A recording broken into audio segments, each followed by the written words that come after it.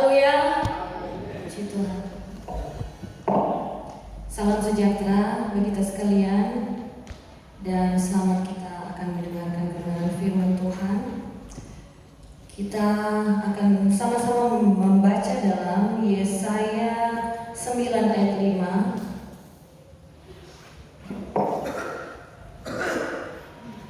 Yesaya 9 ayat 5. Kita sama-sama baca dalam hitungan yang ketiga.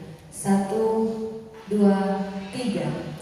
Sebab seorang anak telah lahir untuk kita, seorang putra telah diberikan untuk kita.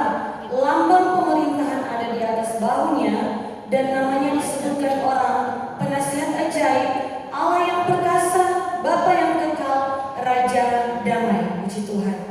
Amin. Sudah di dalam Tuhan Yesus Kristus, kesempatan ini untuk renungan firman saya beri judul Lahir dan Diberikan untuk Kita. Lahir dan diberikan untuk kita. Saudara, di dalam kitab Matius dan Lukas mencatat dua kelompok yang berbeda, dan mereka itu melekat dengan peristiwa kelahiran Tuhan Yesus. Atau seringkali kalau kita merayakan Natal, kita banyak singgung kelompok ini. Matius bicara tentang orang Najus, dan kemudian Lukas bicara tentang gembala-gembala di padang Efrata.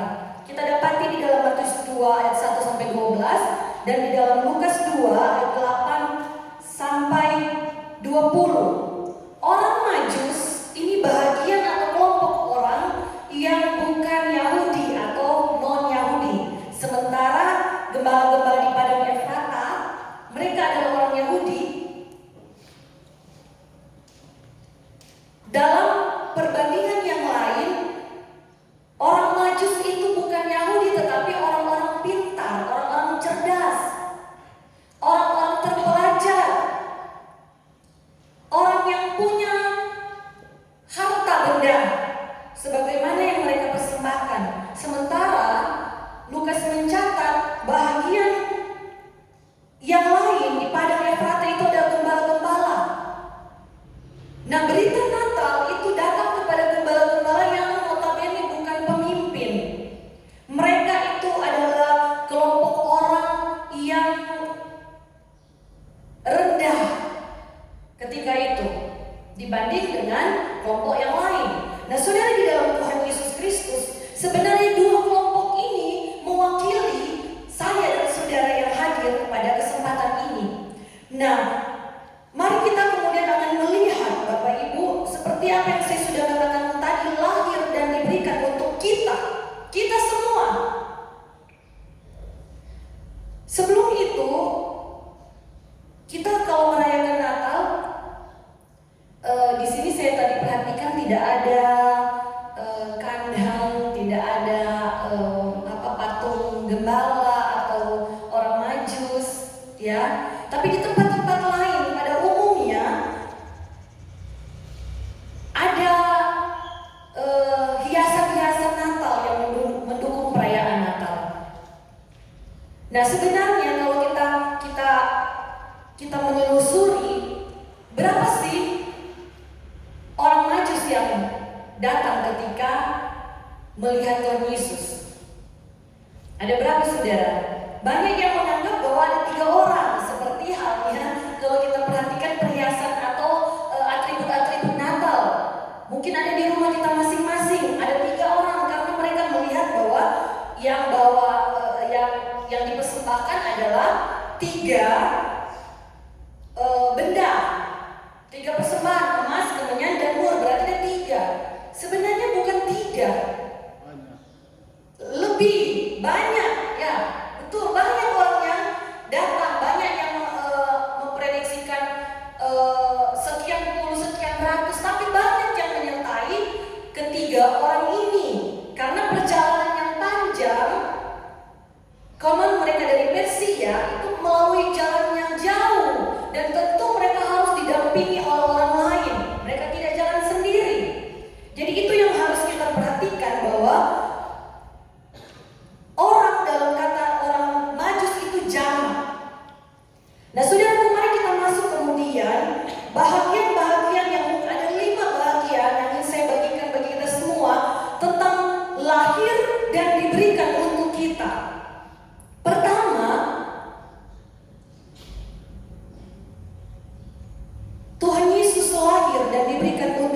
kita itu sebagai anugerah. Katakan amin. Amin. Saudara yang dikasihi Tuhan Yesus Kristus, sebagaimana saya katakan tadi, ini adalah bahagian anugerah bagi orang Majus yang mencari Tuhan Yesus.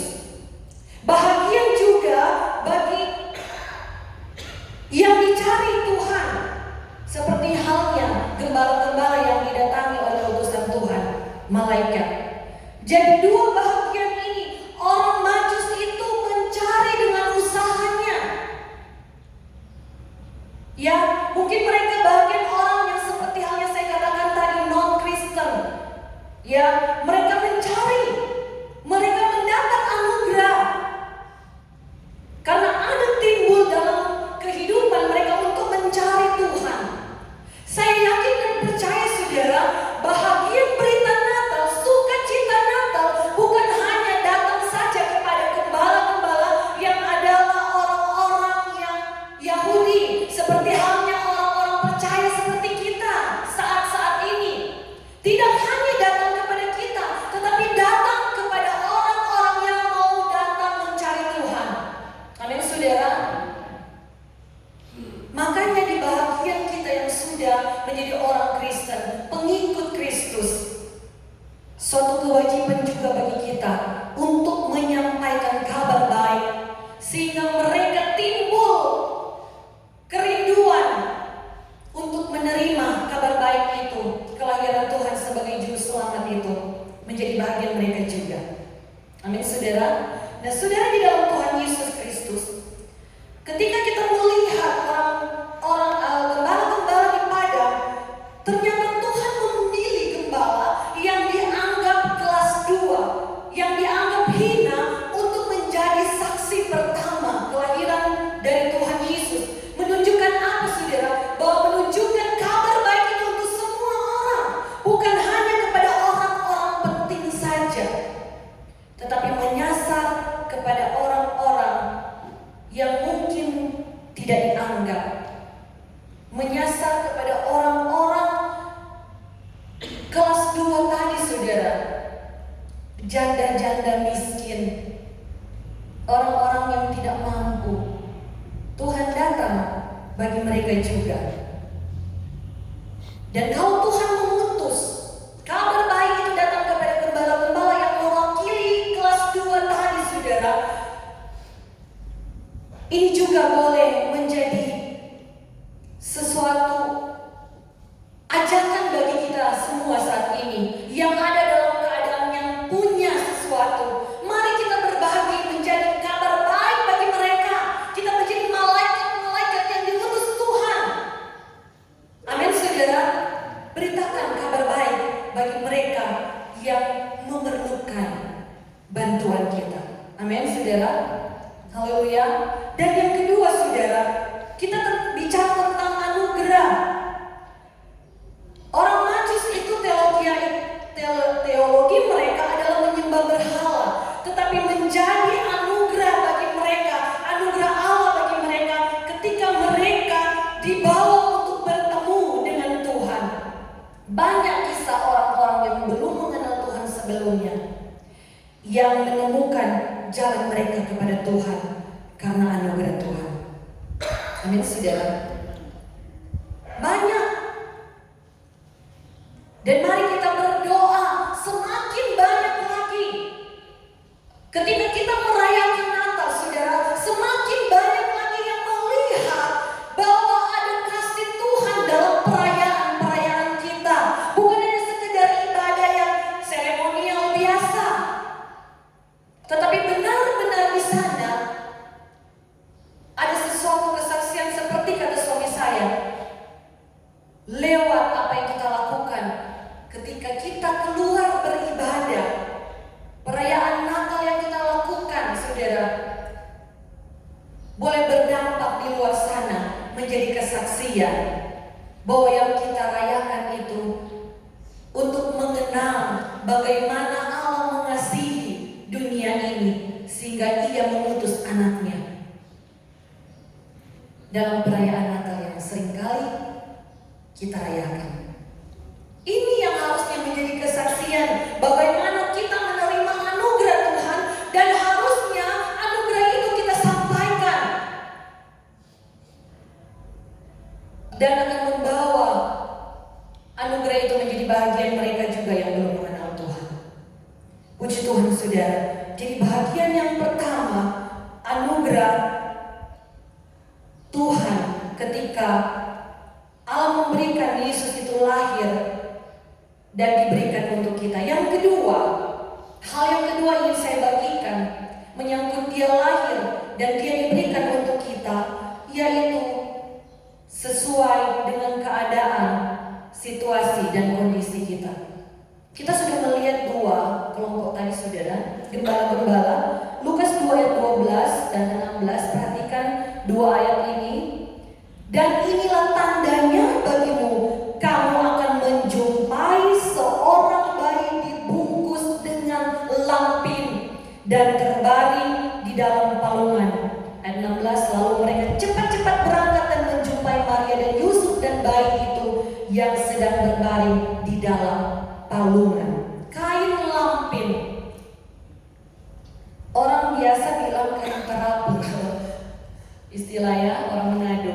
Jadi kain yang sebenarnya bukan kain yang baru, ya. Kemudian kita juga melihat ada kata palungan. Palungan itu tempat makan hewan ternak. Ini mengidentifikasikan atau memberikan gambaran kepada saya dan saudara bahwa gembala-gembala dibawa pada keadaan yang kurang lebih seperti mereka yang tidak punya apa-apa, yang penuh dengan keterbatasan. Sementara kalau kita bandingkan dengan orang Majus dalam Matius 2 ayat 11, mereka masuk ke dalam rumah. Jadi saudara, kalau kita ada perhiasan atau prom Natal itu di rumah, itu sebenarnya salah. Orang Majus itu tidak datang di kandang, tetapi datang di rumah. Firman Tuhan katakan, ya, ternyata sudah berpindah, bukan dalam keadaan yang sama. Kita kadang-kadang kalau menghias pohon Natal itu, gembala-gembala dan orang Majus sama-sama ada di palungan. Tetapi mari kita perhatikan firman Tuhan. Masuklah mereka ke dalam rumah itu dan melihat anak itu. Saudara, di dalam Tuhan Yesus, ketika firman Tuhan katakan untuk gembala-gembala di palungan, ya saudara, itu dikatakan bayi itu. Sementara orang Majus dikatakan apa saudara? Anak itu. Jadi ditafsirkan bahwa Tuhan Yesus itu ketika itu sudah menjadi anak kecil, bukan bayi lagi, dan tempatnya berbeda. Ini yang ingin saya bagikan kepada saudara, bahwa orang Majus dalam strata sosialnya yang tinggi, dia masuk mendapatkan Yesus di rumah. Jadi ada perbedaan tempat. Orang Majus tidak hadir saat kelahiran Yesus di Bethlehem. Makanya saudara, diberitahu kepada kita dalam Matius 2 tadi, mereka tiba di Yerusalem, di daerah yang di Bethlehem juga, tetapi bukan di dalam kandang. Dan kandang yang kita lihat sebenarnya bukan seperti itu, rumah, bukan. Jadi ada suatu tempat dari bebatuan. Nah saudara, di dalam Tuhan Yesus Kristus, Tuhan kita, Tuhan yang tahu menyesuaikan segala keadaan dengan keberadaan saya dan saudara. Tuhan tahu. Ini yang menjadi bahagian yang kita harus perhatikan saudara. Tuhan datang atau Tuhan itu melawat saya dan saudara sesuai dengan keadaan keberadaan saya dan saudara. Sehingga apa saudara? Sehingga gembala-gembala tidak merasa malu, tidak merasa risih dalam baju-baju mereka yang datang dalam keadaan yang sederhana itu.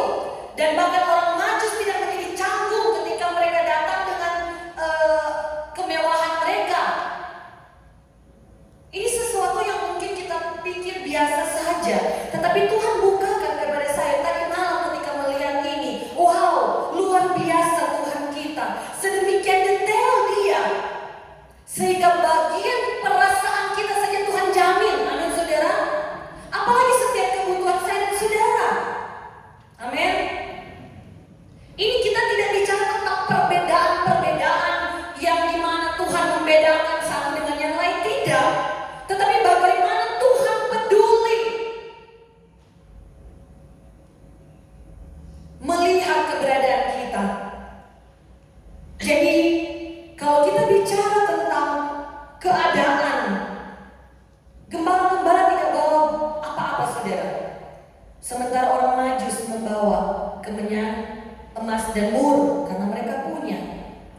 Nah, jadi ketika kita mengetahui rahasia ini, saudara, marilah kalau kita merayakan Natal sesuai dengan keadaan masing-masing. Amin.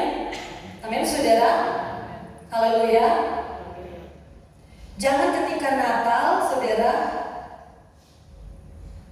ada DP di belakang bon-bon, saudara, bapaksa. Tuhan tidak melihat apa yang engkau sediakan, saudara. Bahkan Tuhan menyesuaikan dirinya dengan keberadaan saya dan saudara. Untuk itu kita melihat keadaan kita masing-masing. Kalau kita merayakan Natal, kita sesuaikan dengan keadaan kita. Kita sesuaikan dengan keberadaan kita. Dan kita sesuaikan dengan kondisi kita. Amin, saudara. Haleluya. Amin. Kalau nggak ada, saudara, jangan berpaksa. Tuhan mengerti. Yang penting hati kita mau datang mencari Dia. Amin, saudara. Karena apa, saudara? Karena Dia lahir dan diberikan kepada kita. Yang ketiga, saudara, di dalam Tuhan Yesus Kristus, kalau kita merayakan Natal, seperti halnya orang Majus yang datang membawa emas, kemenyan, dan mur, jangan kita menjadi orang yang pelit. Amin. Kalau kita punya sesuatu, kita kasih persembahan kepada Tuhan. Kalau kita punya kelebihan yang lain, mari kita berbagi juga dengan sesama.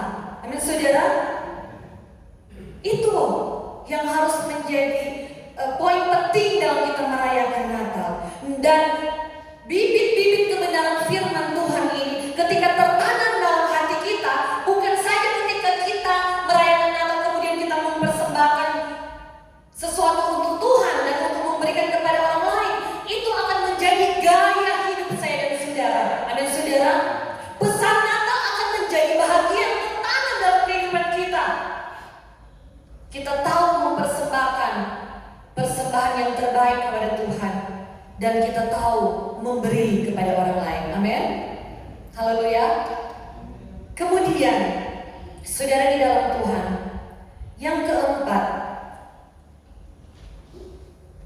lahir dan diberikan kepada kita yang dipilih sesuai dengan potensi pekerjaan setiap orang. Lukas 2:8 itu bicara tentang apa, saudara? Gembala yang menjaga kawanan ternak mereka pada waktu malam. Ini bicara tentang bekerja sementara berjaga-jaga dalam tugas. Mereka punya pekerjaan itu menjaga kawanan domba. Sementara kalau kita melihat Matius 2:1, di sana ayat 1 dan 2, orang Majus itu datang dan kemudian mereka berkata kepada Herodes, kami telah melihat bintangnya. Dan pekerjaan mereka adalah ahli astrologi yang mengamati bintang sebagai petunjuk ilahi. Dan bintang itu menuntun mereka kepada Yesus, Raja yang baru lahir ini. Ini artinya apa? Bahwa Yesus Kristus itu lahir dan diberikan kepada setiap orang sesuai dengan potensinya, sesuai dengan pekerjaannya. Jadi tidak ada hal yang harus dibuat-buat, saudara. Apa adanya kehidupan saya dan saudara,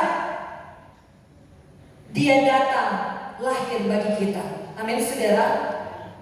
Dalam pekerjaan apapun itu, saudara, tanggung jawab apapun, mungkin dalam pelayanan apapun yang Tuhan percayakan,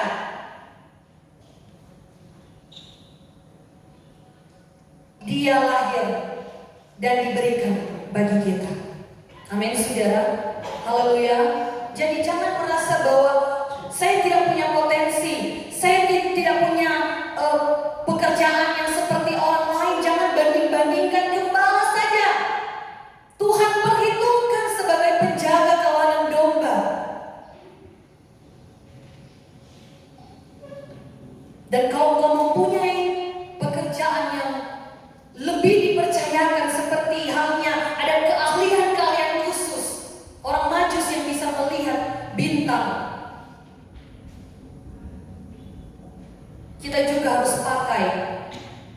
untuk memuliakan Tuhan. Amin, saudara.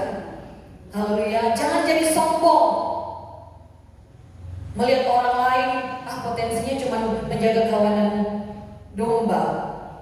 Saya ini bisa melihat arti bintang. Jangan, saudara. Jadi di dalam hal ini, saudara, apapun itu potensi dan pekerjaan kita, dia lahir dan diberikan untuk kita. Yang kelima, ketika dia lahir dan diberikan untuk kita, seharusnya kita berbeda setelah kita bertemu dengan Tuhan. Setiap perjumpaan kita dengan Tuhan harus mengubahkan kehidupan saya dan saudara, harus membuat kita berbeda. Ya, mari kita perhatikan gembala-gembala yang tidak dianggap itu, yang di dalam golongan itu mereka bagian golongan yang kedua, hina, yang mungkin membuat mereka minder. Tetapi ketika mereka bertemu dengan Tuhan, Lukas 2 ayat 17 katakan, ketika mereka melihatnya, ketika mereka menyaksikan kelahiran Tuhan, ketika mereka bertemu dengan Tuhan, mereka memberitahukan apa yang telah dikatakan kepada mereka tentang anak itu. Artinya mereka mampu, berani untuk bersaksi. Yang tadinya mereka pasti minder, karena pasti mereka tidak dianggap, saudara, tetapi mereka berani bersaksi. Bahkan di ayat terakhir dalam Lukas 2 juga mereka memuliakan Tuhan, menjadi kesaksian juga bagi orang lain. Saudara, di dalam Tuhan Yesus Kristus, melihat atau bertemu dengan Tuhan dahulu, itu yang terjadi kepada gembala-gembala, kemudian berubah kehidupan mereka, menjadi berani menyaksikan Tuhan. Jadi setiap pertemuan saya dan saudara dengan Tuhan, kita tidak melihat bayi Tuhan Yesus. Pertemuan itu bicara tentang bagaimana kita beribadah kepada Tuhan, bagaimana kita berdoa secara pribadi dengan Tuhan. Itu pertemuan kita dengan Tuhan. Kita melihat Tuhan. Saksikanlah setiap kemurahan Tuhan, saksikanlah setiap keajaiban Tuhan, beritakanlah kabar baik. Amin, saudara. Haleluya, puji Tuhan. Dan memuji juga memuliakan Tuhan, seperti halnya Lukas 2 ayat 20. Dan kemudian kalau kita melihat untuk setiap momen Natal, bukan hanya sekedar kita merayakan perayaan yang biasa, saudara, atau dalam setiap pertemuan kita dengan Tuhan, janganlah menjadi satu kebiasaan saja, saudara. Mari kita memuji Tuhan, mari kita memuliakan Tuhan, mari kita bersaksi untuk Tuhan. Dan lagi, ketika kita melihat orang Majus, mari kita menjadi penyembah Tuhan, bukan dengan pesta pora, bukan dengan kemabukan, bukan dengan perayaan-perayaan yang menghambur-hamburkan uang, saudara. Tetapi harus ada makna Natal di sana, penyembahan dan persembahan kepada Tuhan. Amin. Itu yang ditunjukkan oleh orang-orang Majus. Mengapa harus dicatat dalam Alkitab? Untuk menjadi teladan bagi saya dan saudara. Amin, saudara. Haleluya. Dan hal yang mengubahkan juga, saudara. Tadi bicara tentang orang yang tidak, bukan orang Yahudi, non-Yahudi, orang Majus itu, yang kemudian menyembah Tuhan, memberikan persembahan kepada Tuhan. Orang Majus juga berani mengambil keputusan yang benar melawan penguasa Herodes ketika itu. Dia disuruh untuk kembali, mereka disuruh untuk kembali, tetapi mereka melalui jalan yang lain. Kalau mereka hanya takut kepada penguasa, mereka takut kepada Herodes, mereka akan kembali. Tetapi ketika mereka diperintahkan dalam mimpi, sebagaimana dicatat dalam Matius 2 ayat 12, jangan kembali kepada Herodes, maka pulanglah mereka ke negeri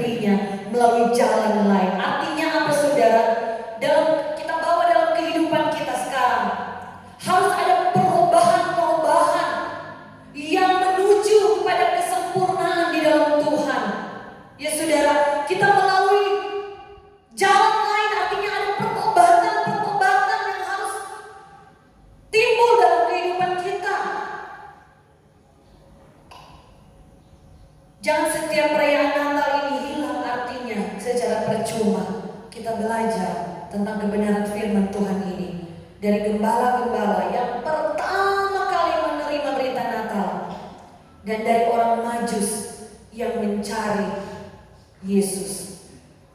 Saudara di dalam Tuhan Yesus Kristus, takut akan Tuhan lebih dari takut kepada manusia dan kekuasaannya, dan berubah dari jalan yang sebelumnya, yaitu hidup dalam pertobatan.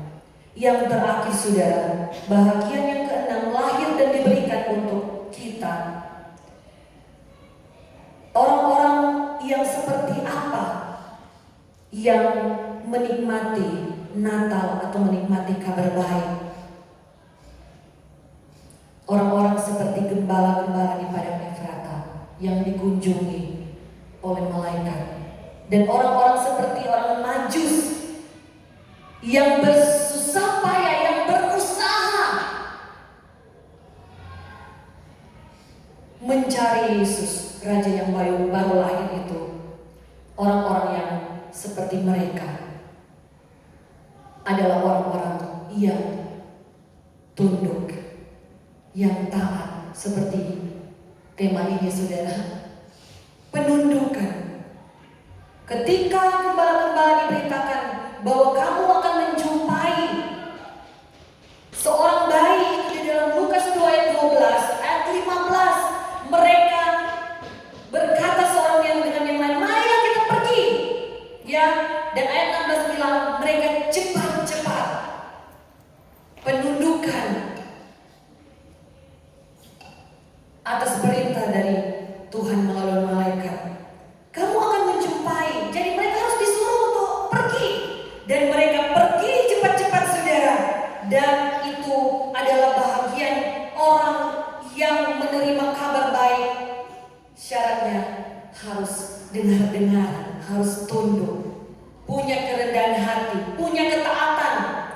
Matius 2 ayat 12 kita sudah dengar tadi bersama, diperintahkan dalam mimpi jangan kembali. Mereka tidak kembali. Orang-orang Majus itu bagian orang-orang yang ternyata taat. Saya berdoa, baiklah kehidupan saya dan saudara menjadi orang-orang yang seperti gembala-gembala di padang Efrata, seperti orang Majus yang taat, sehingga berkat Natal ada bagi saya dan saudara. Dia lahir dan diberikan untuk saya dan saudara. Puji Tuhan. Sebelum saya mengakhiri kebenaran firman Tuhan, saya rindu kembali kita membaca Yesaya 9 ayat 6 atau ayat 5. Sebab seorang anak telah lahir untuk kita. Kita sudah lihat rahasia firman Tuhan tadi. Seorang putra telah diberikan untuk kita. Lambang pemerintahan ada di atas bahunya, dan namanya disebut orang penasihat ajaib, Allah yang perkasa, Bapa yang kekal, Raja damai, menjadi bahagian saya dan saudara. Haleluya. Mari kita muliakan Tuhan. Amin. Puji Tuhan. Tuhan Yesus memberkati. Saya kembalikan kepada